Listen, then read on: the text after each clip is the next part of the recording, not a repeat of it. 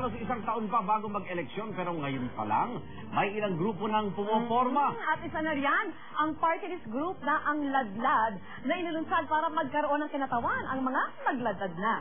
Sa si Sandra Aguinaldo. Sa Amerika to, sabi na.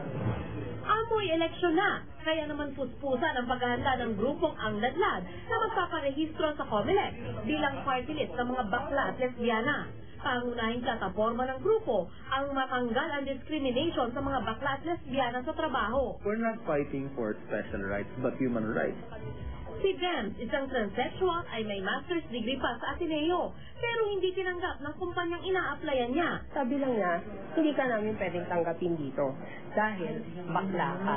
Hindi kami matanggap ng katulad mo, nagdadamit babae, may hikaw, burado ang napag-aralan, burado ang kakayahan mo.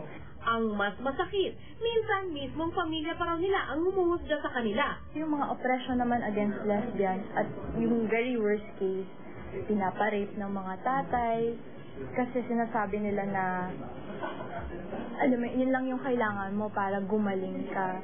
Pero hindi lang daw mga bakla at lesbiana ang pagsisilbihan nila. Economic talaga ang main problem. So we will address that kung sana manalo kami. Meron kaming microfinance. I hope the Filipino public will give us a chance to show our sensibility in Congress. Hindi sinusulong ng grupo ang same-sex marriage dahil tanggap nilang hindi pa handa ang mga Pinoy dito.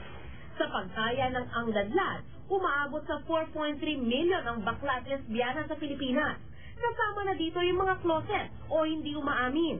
Kung makukuha raw nila ang boto ng mga ito, pati na ng mga taong nakakaunawa sa kanila, sihadong magkakaroon na sila ng kinatawan sa Kongreso. Magkakaiba naman ang pananaw ng mga Pinoy dito. Ba't hindi kung may kakayanan sila? Huwag na sila sa politika, no? I'm sure winner kami. Ako, si Sandra Aguinaldo, ang inyong saksi.